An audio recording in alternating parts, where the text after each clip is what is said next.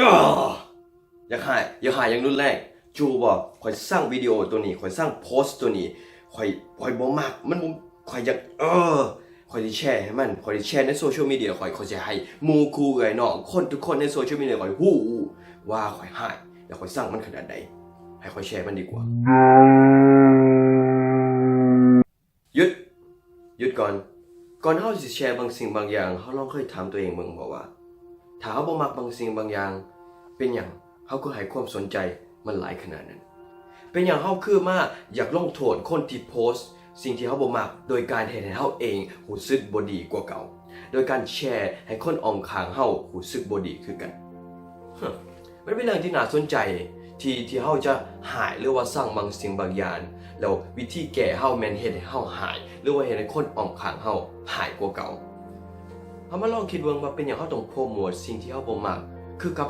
คนนั้นจ่ายเงินเฮาให้เฮาโปรโมทหรือว่าให้เฮาแชร์สิ่งที่บ่ดีตัวนี้ถ้าเอาขี้หินก้อนหนึ่งแกงลงน้ำสิมีหยังเกิดขึ้นมันสิมีคลื่นน้อยๆที่กระจายออกไปเฮ็ดให้สิ่งอ้อมข้างรู้สึกถึงคลื่นตัวนั้นโซเชียลมีเดียเฮาก็เป็นสิ่งเดียวกันบ่ว่าจะเป็นไผทุกสิ่งทุกอย่างที่จะโพสต์หรือว่าแชร์ในโซเชียลมีเดียมีพลังและมีความสามารถเฮ็ดให้คนหนึ่งมือของคนหนึ่งรู้สึกดีขึ้นหรือว่าเฮ็ดให้มือคนนั้นรู้สึกเศร้าลง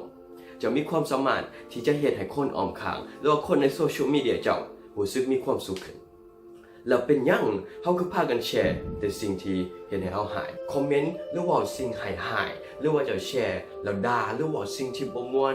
คนที่เห็นรู้สึกบ่ม่วนคือกันแล้วเขาอาจจะเห็นคือเจ้าก็มาหายมาด่าแล้วมือของคนทั้ง2 คนจาก2 คนอาจจะเป็น10 คนหรือเป็น100 คนอาจจะบ่มีความสุขในมือนั้น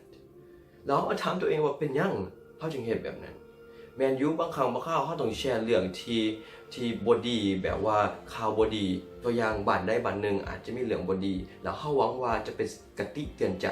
ให้คนที่เห็นวิดีโอหรือว่าเห็นข่าวนี้แต่เวลาเดียวกันเฮาลองสังเกตเบิ่งว่าหลายครั้งหลายคราวสิ่งที่เฮาหายอีหลีสิ่งที่เฮาแชร์แล้วเฮาหายอย่างรุนแรงแม่นเรื่องที่บ่ค่อยมีสาระเรื่องที่มันอาจจะเป็นแบบบ่เด็กน้อยคนหนึ่งหรือว่าผู้ชายคนหนึ่งหรือว่าผู้หญิงผู้หนึ่งหรือว่าคนกลุ่มหนึ่งเฮ็ดเรื่องที่บ่ดีเพื่อเรียกร้องความสนใจแล้วเฮาถามเบิ่งว่าเป็นหยังเฮาต้องแชร์แล้วต้องด่าเขาถ้าเฮาบ่เฮ็ดหยังเลยก็สิบ่มีไผสนแล้วก็บ่มีหยังเกิดขึ้นถ้าขี้หินนั้นเป็นขี้หินน้อยแกงลงไปขึ้นมันก็จะน้อยถ้าขี้หินใหญ่หรือว่าหลายคนแชร์หรือว่าความหายแห่งใหญ่ขึ้นมันก็จะใหญ่ขึ้นกันเฮามาถามตัวเองว่าเป็นหยังทุกคนเฮาบ่พากันเฮ็ดให้ positive เฮ็ดให้สิ่งดีๆในชีวิตดังกว่าสิ่งบ่ดีในชีวิตเป็นหยังเฮาบ่เฮ็ดสิ่งดีในชีวิตให้ทุกคนฮู้และเฮ็ดให้สิ่งทุกข์ในชีวิต